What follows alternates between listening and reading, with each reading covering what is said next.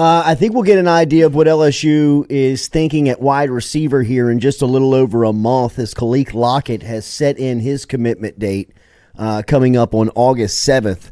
Lockett said he'll be deciding between Alabama, Texas, Texas A&M, Florida State, and LSU. According to On3 and some of the recruiting sites, Lockett is a 4-star wide receiver who had 13 touchdowns last year during his junior season for just under 1,300 yards receiving. Is a guy that LSU has targeted. I think this will give us an idea of where they stand with DK Moore coming up when Lockett commits, if he chooses LSU. If not, we will find out. But I don't know, because his DK Moore is the number 1 receiver in the country. You take at all times, but I wonder if they get the realization that it's just unrealistic. You know, I mean, if they take a couple of more wide receivers, and it's kind of coming down to it, because Jacob Washington, a Louisiana kid, he just committed to Michigan last week, so that's another receiver that they probably had on the board that they were probably recruiting. Never took a visit to LSU, visited Michigan, commits to Michigan, so that might be somebody they might be trying to add late. And I think there's a receiver from Las Vegas that's coming up on a decision date, Derek Meadows from Bishop Gorman. I think LSU's in the mix, Notre Dame, and Alabama.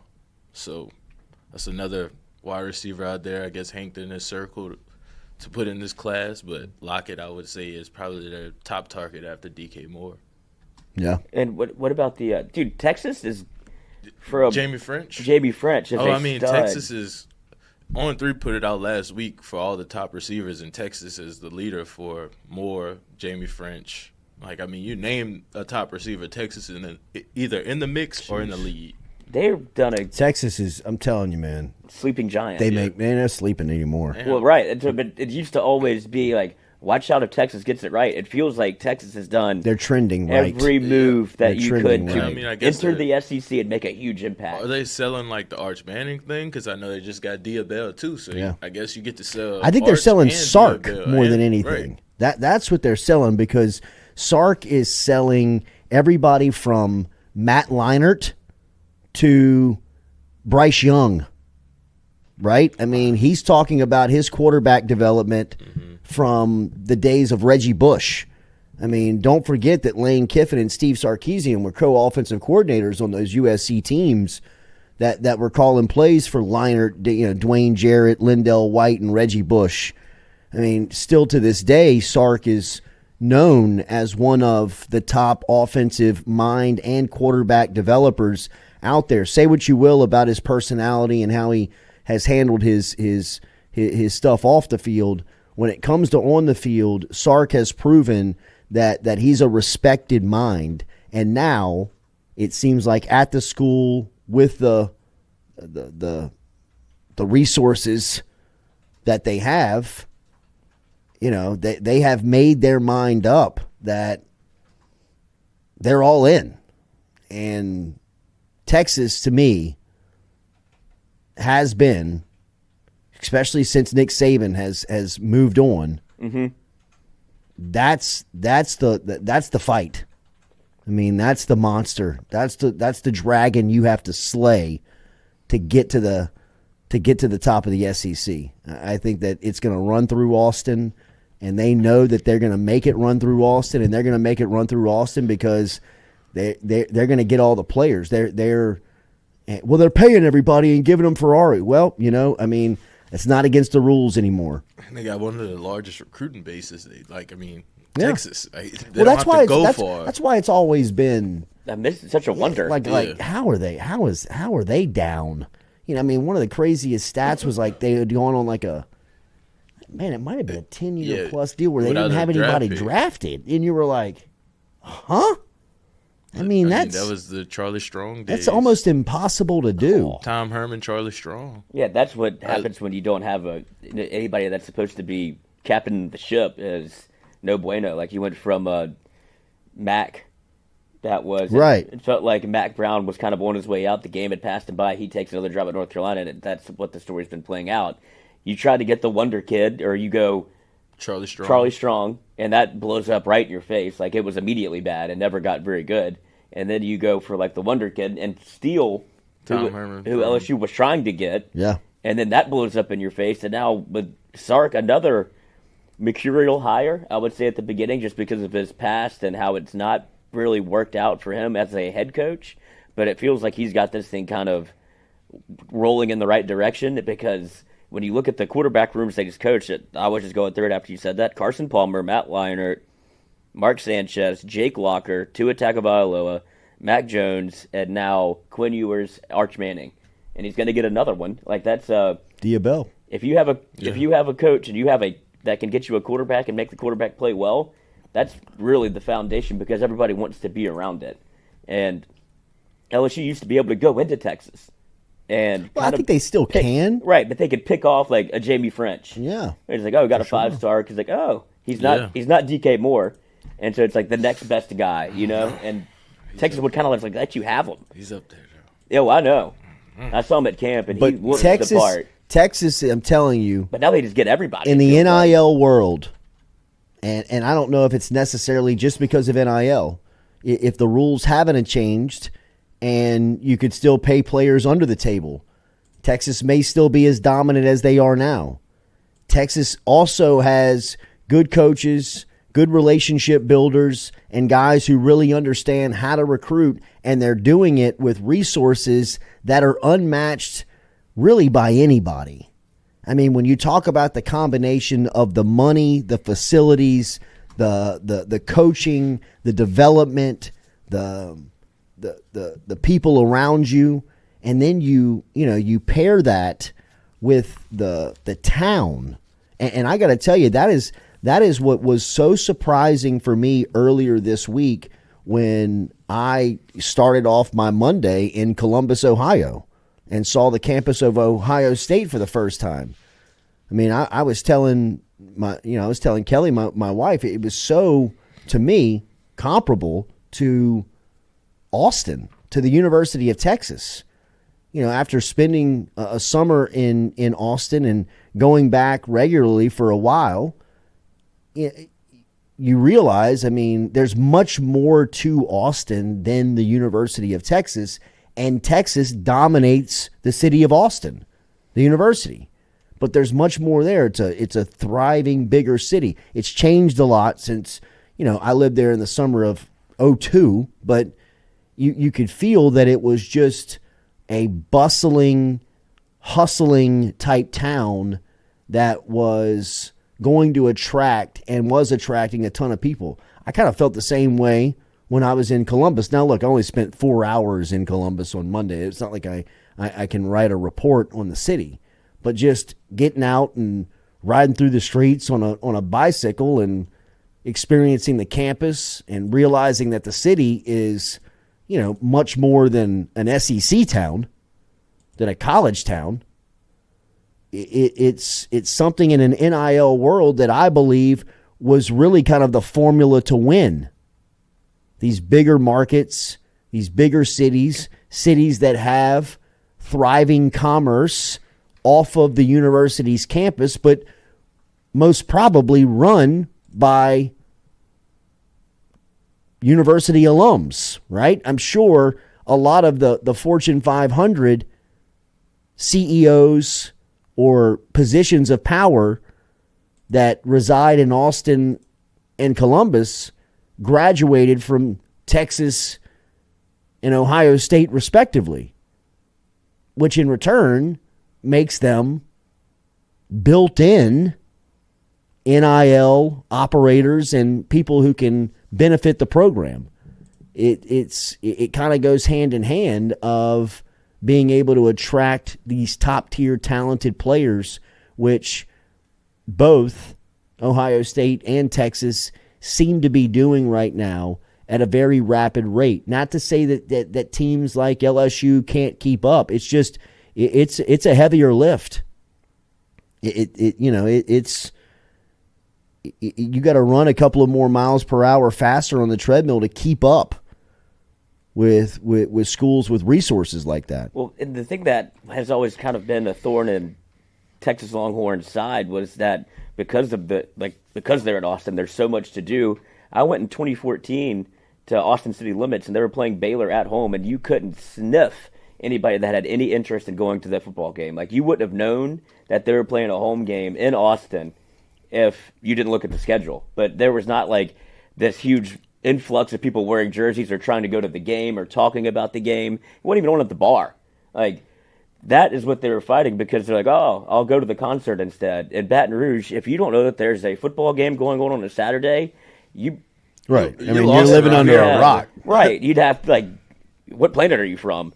But that's the difference. It's like LSU football could always tell, like, this is what people are passionate about. You go to a game, you're like, oh my, the city shut down. Yeah. And if you go to Austin at that time when they weren't very good, and it's like, it's playing at 11, it's hot, stadium, it's all concrete, like nobody's here, there's no environment, there's no atmosphere that you could really sell. LSU will always have that. And that's what they were winning these recruiting battles with. Now, with interest being back, I don't know how big the actual attendance and fan support is, but now with NIL, you can kind of make that secondary. Mm-hmm. No, I agree. Remember Daily, we're brought to you by Go Roof, online at GEAUXroof.com. Go Roof is located right down here in South Louisiana, but can help you no matter where you are. If you hear this, you're in the listening area, hit them up online, GEAUXroof.com. 225-927-8300 is the phone number, 225-927-8300. Store that into your contacts list if you want to get ahead. Storm season on the horizon here in South Louisiana. If you want to be prepared, get out in front of it. Get the contact now. Go Roof online, GEAUXroof.com. 225-927-8300 is the phone number. You can find them there. A beautiful roof every single time over at Go Roof. We've been telling you, over 15 years in business. They do it very trusted. They do it the best over at Go Roof online, GEAUXroof.com. All right, we're going to get back to some of this discussion of what we started off with. Some of the youth sports stuff. I know Dr. Artie Brown's coming in here after 8 o'clock this morning and wants to talk about that. We will also talk a little bit more about this recruiting class as it continues to shape up. It seems like a defensive tackle could be on deck for Bo Davis and the LSU defensive line room. As Zion Williams is a big Texas 4-star defensive tackle who is set to make his announcement on July 4th. He has been a top target for Davis and the group and seems like a player that Davis has his crosshairs on and should land. Don't be surprised if LSU signs 4 or 5 defensive linemen. I would think so, yeah. Like, I feel like they have to. Yeah, I know, but people clamor for like DBs, receivers, and stuff like that. But don't be surprised just with, you already got the number 1 quarterback. You already got the number 1 running back. Hopefully DK Moore gets back in the class. If he doesn't, you get some good receivers. But don't be surprised if Bo Davis gets some 5 or 6 like Brad Davis was doing before. Yeah, it's only a matter of time. That's what we were kind of saying yesterday, where this is why you bring in the coaching, and there's only so much coaching they can do up front with the people that they have presently. But once he gets the recruiting room right and gets the players that he wants and starts to coach them up, like this defensive line, this is not the future. Like this, what you currently have or have had the last 2 or 3 years is not going to be what LSU defensively is. It's going to change. Yeah. There's just no doubt about it. And once you get those players in on the defensive line, then you hope, it feels like you're marrying it with what you have built offensively, and now you have a perennial championship contender. Now you have balance. Right, and I know that BK has clamored for year 3. It's year 3, but I think even if it isn't a championship run or a playoff run, if it's 10 wins again, I think you still feel very confident in which direction you're heading now that he has shaken up the staff and has everybody in place that makes sense. Yeah, this is the year that he called down, and this is the year that really will call a lot of judgment to him as far as what the future looks like and what it will. Would 10 wins be a disappointment this year? 10 wins without a playoff visit, yes. I think that the standard is the playoff. I think standard is the standard. I think the 12-team playoff. Right, it feels like, but even in a 12-team playoff, if they had that format last year, LSU wasn't in. I know. And I think a lot of people don't realize that, where it feels like you were one of the top 10 teams in the country or were knocking on that door. But the way that... Does it? I feel like with a generational offense, and you were so close. I feel like you had a great offense. I feel like with LSU's offense, they were a top 10 team in the country. But the defense, like at the end of the day, like going into if we were the playoff committee, they probably would have did the same thing. They would have been like, I feel like LSU is a top 10 team, but the defense isn't. So they would have left them out based off just because the defense was not good at all. I think the human element probably gets them in last year because they're entertaining. Yeah. Jaden Daniels is a Heisman winner. Jaden Daniels is a Heisman winner. They force numbers. Yeah. People are going to bring their eyeballs to watch LSU play. At the end of the day, you still got to realize it is a TV show. They're looking for ratings, and they have to sell advertising, and LSU probably moves the meter more than the teams that you would debate in that spot because that would literally be the bubble. Right, when you're talking about postseason and the tournament and what the field looks like, I mean, if you have to bring those types of teams up, LSU probably holds a pretty stronger case than others. I feel like that, this season they need to be in the field. They need to be in the top 12 and in the playoff year 3 of Brian Kelly to really say that it's a success. If you tell me 10 wins is the bar, but they get 10 wins and miss the playoff, I still think that that's a underachievement. And I mean, that's not unfair, right? No. I mean, I don't know if outside of the defensive line and defensive back. And I will tell you, I feel right. That's two pretty big question marks. I feel pretty good. I would tell you that I nationally I hear the questions and the chatter about the DBs. Locally, I feel confident that you can. Last year's defensive back room, I felt unconfident that you'd be able to compete, that you'd be able to guard, that you'd be able to to alignment and assignment, play, really just defend anybody.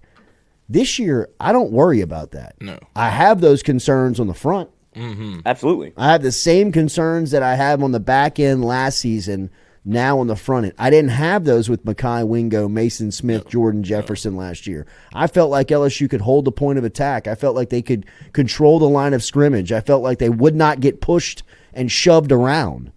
I was worried about that those guys could create enough pressure and get to the passer quick enough so that the guys on the back end were not exposed. This year, I feel like the secondary is going to be, from a man standpoint, from a personnel standpoint, they are going to be good enough to compete. And they're going to be good enough to take the ball away, create turnovers, get stops. My concern is, can they create any push up front?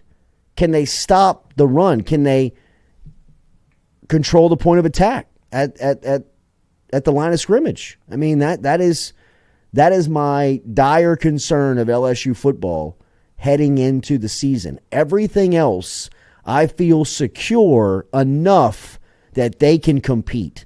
Offensively, I think they might not experience that big of a drop-off from production. They may not have the high-flying numbers and the number one offense in the country. I feel like they are going to be a problem, a threat, a potential to score every time they touch it because of how they can play. Their offensive line, to me, is, if they're not the best in the country, they're in the discussion of the best in the country. Mm-hmm. They still have the weapons that change the scoreboard in one play. Right? Like, I mean, they have guys that can take a slant route to the house from anywhere on the field. They got guys that can go over the top of you and play over the top of you.